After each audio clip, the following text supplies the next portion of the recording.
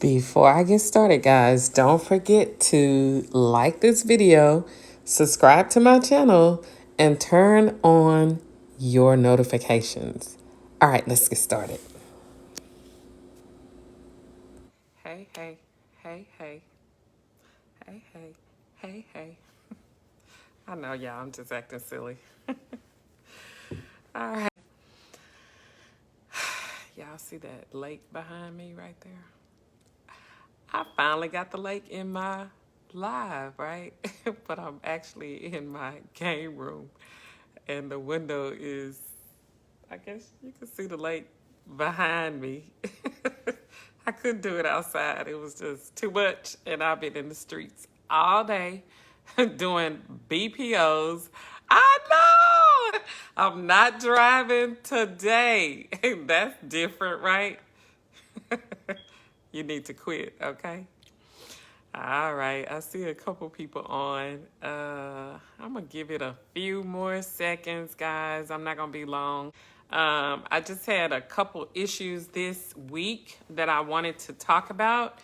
Mainly, I guess you can see it in the heading. I talked about characteristics, trying to find comps with the same or similar characteristics as your subject. Okay, that's what I want to talk about real quick. I think that's what stood out more so this week than anything. That and the fact that when you come to this page as a well, how about this?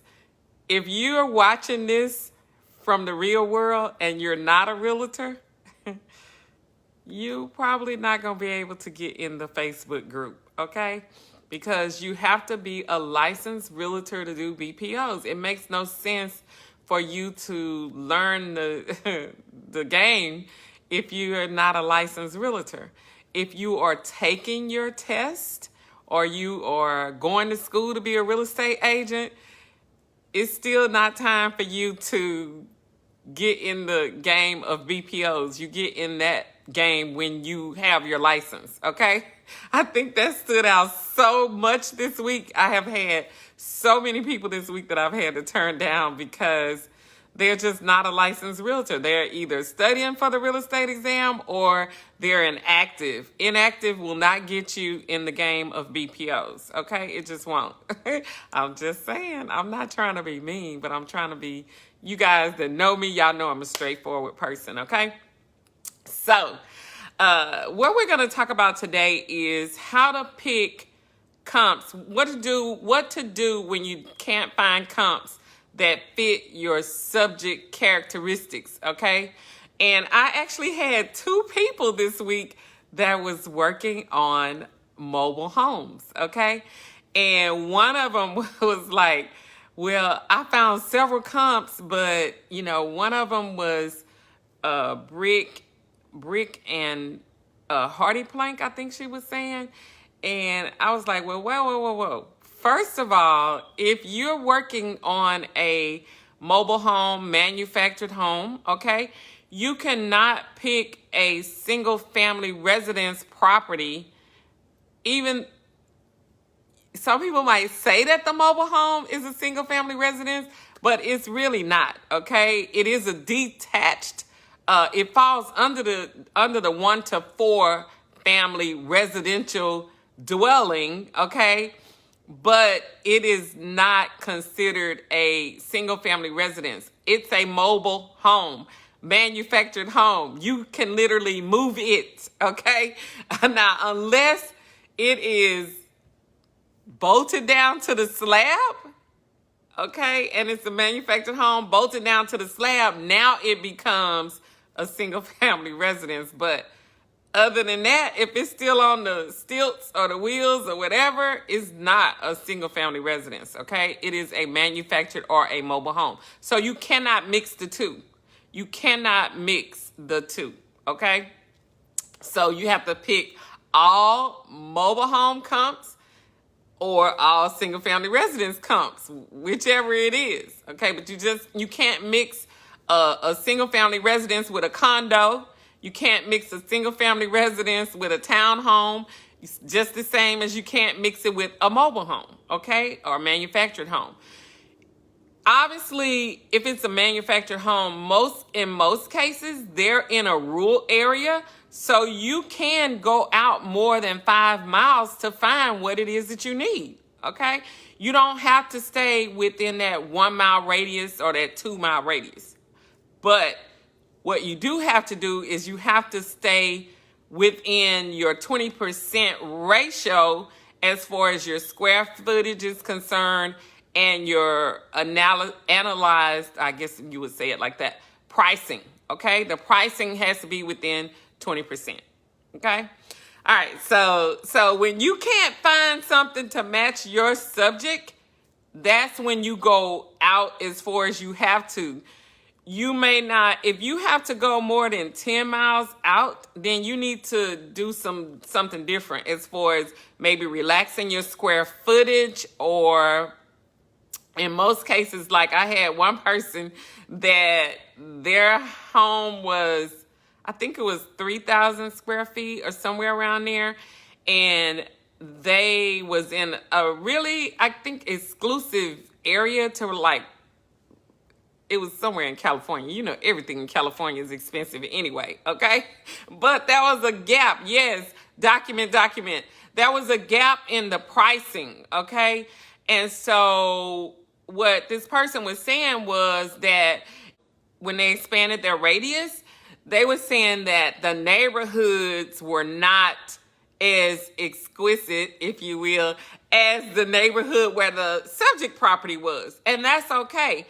It's better to pick a comp in a neighborhood that's not so elegant than to go 20 miles out to the next elegant neighborhood, if that makes sense.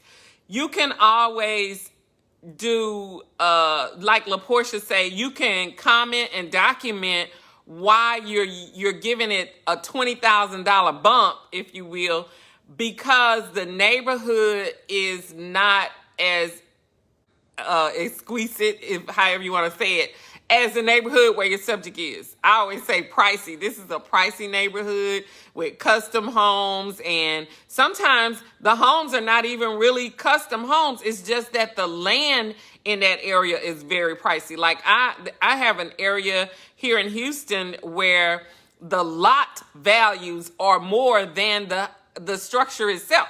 Okay?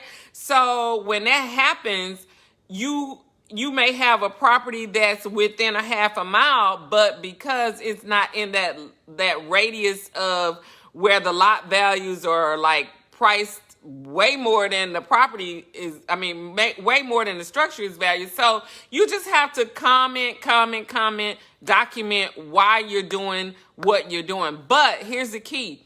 You have to know how to do your adjustments, okay? You have to know how to adjust for the difference in, one neighborhood versus the next neighborhood. But one thing you don't want to do is you do not want to go more than, the variance is 20%, okay? That's the variance. 25% is kind of like pushing it, okay? But you can maybe get by with 25%. But you cannot put a $900,000 house with a $500,000 house. That just ain't gonna work. Your square footage could be the same. Your lots could be relatively the same. But that almost 50% gap in the pricing, that's not gonna work, okay? So you're just gonna have to go out further and find something that's more comparable to your pricing, okay? There's a lot of there's about 5 or 6 adjustments that you can use to comment and document on, okay? But what you don't want to do is go more than 25% on your square footage, okay? The square footage is just, you don't want to do that. You don't not want to put a 3,000 square foot house with a 1,500 square foot house.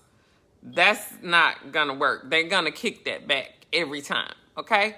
And also, like if you have a multi-unit property, you don't want to put a 8-plex with a duplex. You don't want to do that. You want to go either for a duplex, you want to go 3, definitely no more than 4, okay? Because you can always adjust for up to two more different structures in one setting, 2 more units, okay? They're called 1 unit, 2 unit, 3 unit family dwellings, okay? You can put a 4 unit with a 2. They don't like for you to do that, but as long as you document, you'll be okay. Rather than going 20 miles out, you have a 4-plex that's within 2 miles. Use that 4-plex, okay? But also the mobile homes, you can never do that. Sometimes they'll give you a break on a multifamily, but mixing a mobile home with a single family residence or a townhouse or something like that, you can't do that. You can't even mix a townhouse with a single family residence, okay? That's just absolutely no. She said it was pricing, okay? The pricing was off a lot. So as long as you document, though, you have to document why you did what you did in order for them to accept it. Because I'm going to promise you this. Whatever you're looking at, I promise you, they're also looking at it too.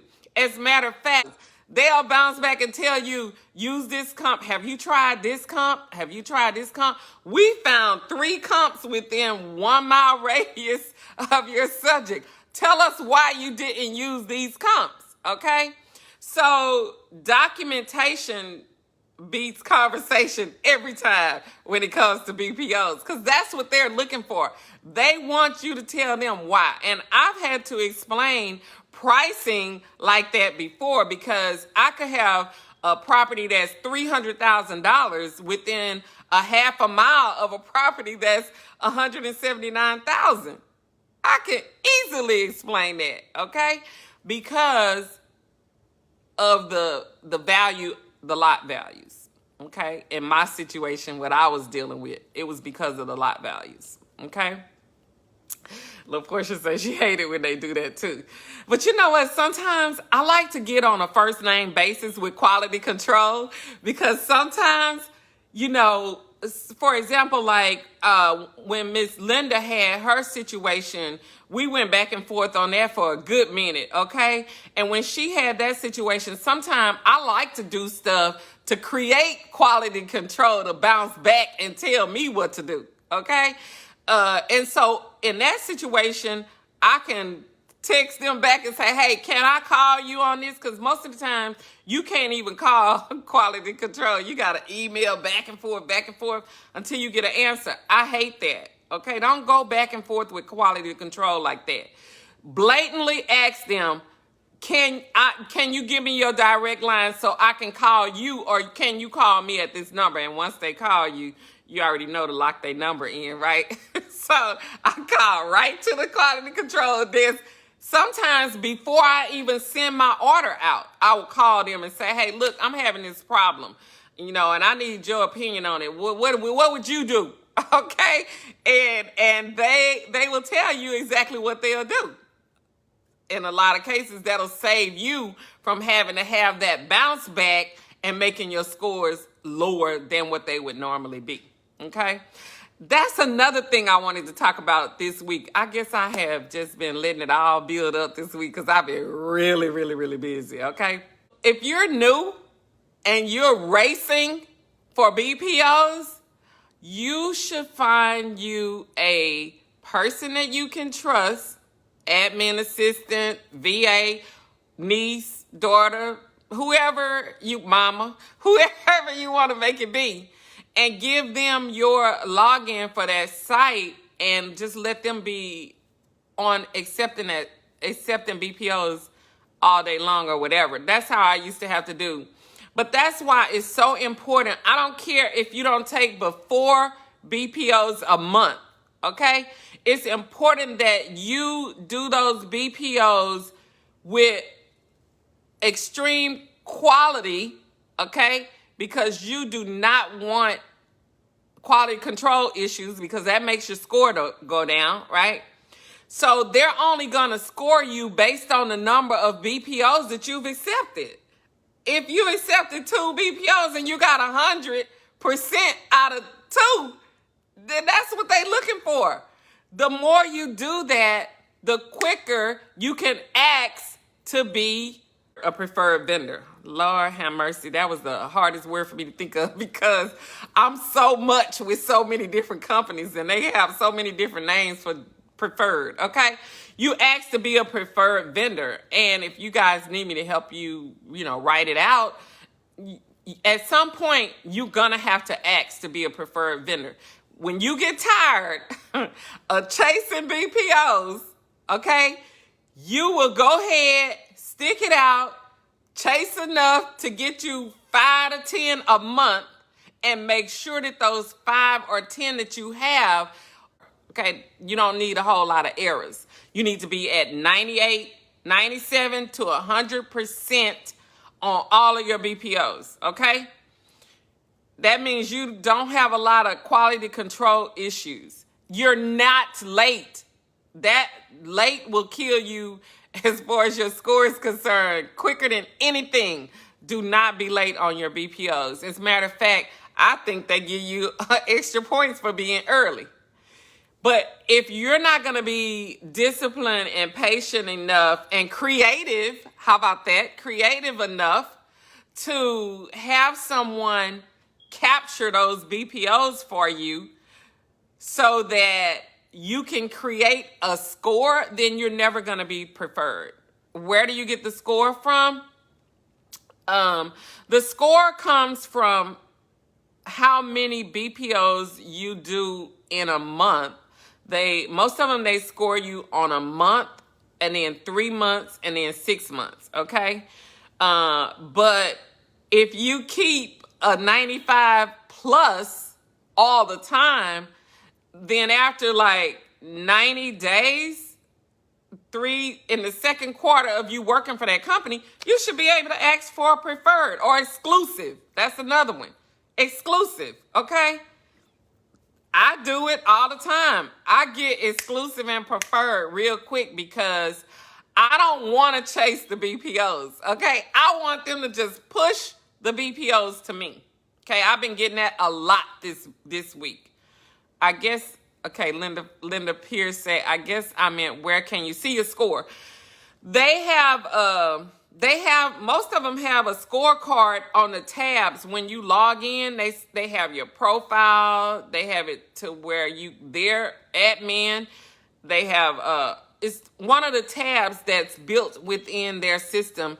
They will have your score. You might have to look in your profile to get it, but I know some of them just have a score analysis right there. I know ProTech has it right on the front tab. When you first log in, your score come up.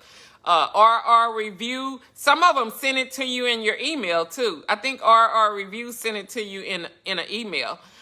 Clear Capital sends it in an email, but they also have it available for you to see it at all times. Zome, you can see it all the time. All you do is click on scorecard and boom, it pops up, okay? So if you're working with a company and you don't see the scorecard right away, you could email support and ask them, what is your score, okay? So you're going to be able to develop a score based on 5 or 6 different types of criteria. On-time score, how many quality control requests that they have, kickbacks to you. It's just a lot of different things that they score you on, but mostly it's returning your BPOs on time, okay? And the quality that you put into your BPOs. If they have to ask you for one thing, that's a score, versus if they have to tell you about 3 different things that was wrong inside the BPO that you sent back, okay? So that's what I wanted to talk about today. I wanted to talk about a lot of people is saying, well, it's so hard to catch them. They pop up and then they're only there for a second. Fix your phone to have a special ring for your BPOs. I have a special ring for everything. BPOs, new students that come into my group that are brand new, I know it pops up right up because I have a special ring for that, okay? Just for my a couple other businesses that I do, whenever I get inquiries or whatever, it's a special ring. I never miss money. Okay? Your phone is a money machine when it comes to BPOs. So you have to set it up that way. I'm just saying. But also, BPOs take discipline. Discipline. You know how many years I chased BPOs before I realized what to do? I had to assign somebody, hey, look, you need to catch all the BPOs for this company, and I'm going to catch all the BPOs for this company over here. But I quickly learned how to ask to be preferred. So I've been preferred for years. So I haven't had to do that. As a matter of fact, I almost forgot that that's what you have to do. Okay? So you want to make sure that your work is good to where you're not getting a lot of kickbacks from quality control. Okay? Chasing is just what you have to do in the beginning. Everybody have to pay their dues when it comes to BPOs. You just have to. And if you're not willing to do that, this is not the business for you. I'm sorry. This just not, you know. But here's what I will say. You should figure out how much extra money you need in a month's time. If it's $500, then you only need to do about 6 or 7 BPOs a month. But if it's $1,000, then you need to do double, okay? Because look at it like this. If every BPO company on an average is paying $40, then you need 10 BPOs to produce $400, right? So what is your monthly revenue extra that you're looking for? Because unless we're in a REO market, like unless the whole economy is falling, you cannot make BPOs a full-time job situation. This is the extra, okay? I'm just saying. But guess what? $2,000 to $4,000 a month for the extra is not bad. I don't look at it to where you can create a lifestyle, like a full-time income to me is not $2,000 a month or $4,000 a month. That's not a full-time income. I mean, I don't know. It could be for some people, but you're going to be humping to make that kind of money, especially if you're not on automation or whatever. It's going to almost be impossible to do.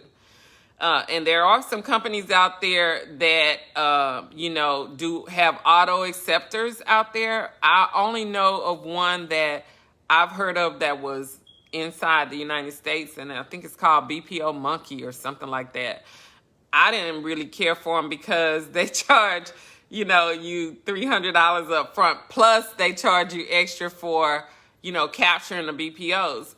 But on auto capture, you have to be careful with that as well, because once they give you that BPO, you can't be bouncing back saying, well, you gave me this, but I don't really go in that area. No, you gonna get whatever they automatically assign to you. That's what you're gonna have to go out there and do. So be careful with the auto capture systems.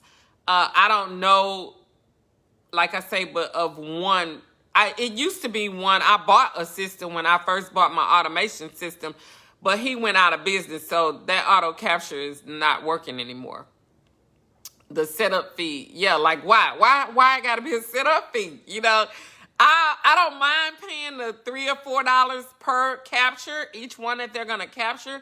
But to me, the setup fee for what? It ain't really nothing to set up. You already got your system set up, Yeah, that setup fee that's game. Okay, to me, that's game. As a matter of fact, I wrote them a whole long dissertation. I wrote them a whole long letter about their setup fee, because they could get more business if they eliminate that $350 setup fee. I would advise all of my students to get into that, because auto capture is really the way to go. But that's exactly what they do when you become preferred. They put you on an auto capture system, okay? and it automatically pushes BPOs to you. You have to be ready to accept those BPOs, okay? So, all right. So I guess that's anything. Y'all have any questions out there? Any questions, LaPortia? What did you run into this week that you kind of found? Other than the fact she had an interior that was creepy, right? She went into a interior that was crazy off the chart. And then I also think she got chased by a dog this week. That's why I'll tell y'all, do not get out your car. The dogs ain't no joke, y'all. They really, you got to be careful out there when you're doing BPOs.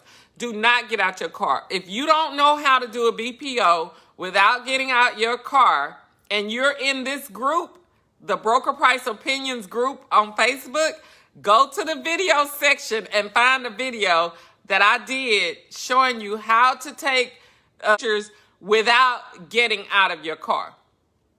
Get some bear spray, Miss Linda say. Get some bear spray.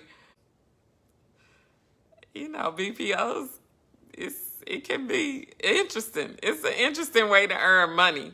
But I tell you what, you can earn, $1,200 or $1,300 in 1 week, okay?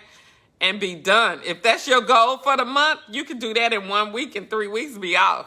Because you can set vacation on all of your systems. Like, I'm building a new business right now, so I got maybe like 2 of my systems on vacation for about 3 days. I should be through doing what I'm doing in the next 3 days, and then I'll turn them back on. But, so anyway, if we don't have any more questions, you have any questions, Miss Linda? Did you find a camera? Did you get the camera? I had a couple people ask about the camera, Miss Linda. I use a Samsung something. I can't even remember the name of it right now. But what I do know that is 5 times the zoom.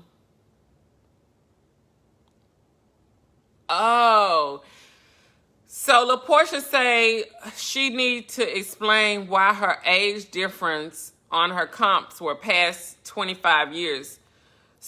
So for those of you who are mastery students, you guys know that you have a cheat sheet with all of your comments on them. So I'm pretty sure you could find one for that.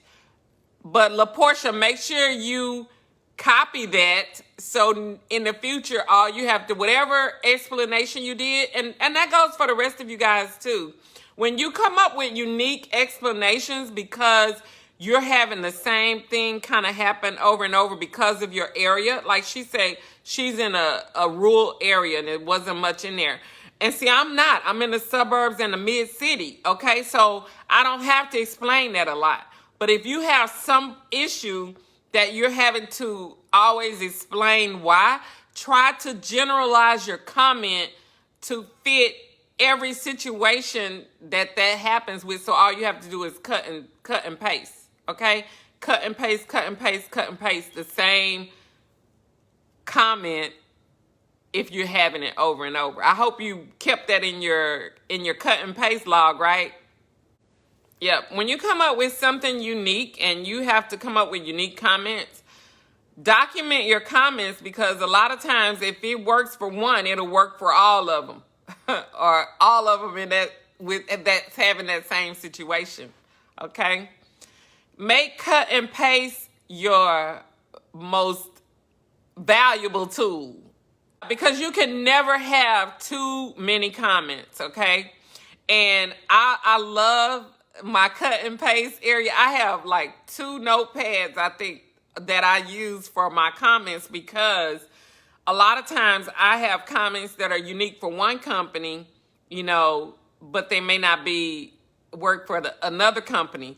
But if I know that I'm working on 20 BPOs or 15 or 10 BPOs for this one company, then I pull up the comments that they like to use, because some of them, they like you to use specific wording like clear capital, just for clear capital. And when I cut and paste it, it works for all of their BPOs, really. Okay, certain forms. All right, because even in my comments, some of my comments I'll say form X, like Zone or Form 240 for Clear Capital, okay? So, yeah, if you stay organized, okay, if you stay organized, you will breeze through your BPOs in 1 hour or less. Am I right, LaPortia? Okay. She's asking about a pop-up on Asset Val site last week that was threatening, but we had to sign it. I don't know. You know, the bottom line is that, you know, sometimes they ask you to sign stuff. It's almost kind of like, you know, online banking. If you want to do it, you're pretty much going to have to sign it anyway and keep it moving. Just keeping your mindset to know exactly what it is that they're wanting, because I get that a lot, okay? I can tell you this much also. Every tool that you use to do your BPOs, do you need to explain what you use? I'm just asking. Do you need to? Because when I do my pictures from my car, nobody can tell that I took my pictures from my car. Why am I going to tell them that I took the pictures from my car? That makes sense, okay? You have to be an expert at what you're doing so you know how to move around in those different systems like that, okay? So all I'm saying is Kentucky Fried Chicken is not going to give you their secret recipe to the chicken, are they? Don't give up your secret recipe and you'll be all right? Anyway, guys, I'm going to get off the box. That's all I'm saying. Don't give up your secret recipe and you don't have to worry about that. Right. All right, you guys have an amazing weekend. I got to go write up a contract. I've had a lot of real estate business this week, guys. If you can fill your pipeline, fill your pipeline. If not, guess what? BPOs is the money. I'm going to tell you that right now. $2,000 to $3,000 a month extra is the way to go. All right, you guys have an amazing weekend. I will see you all on the next one. Bye now.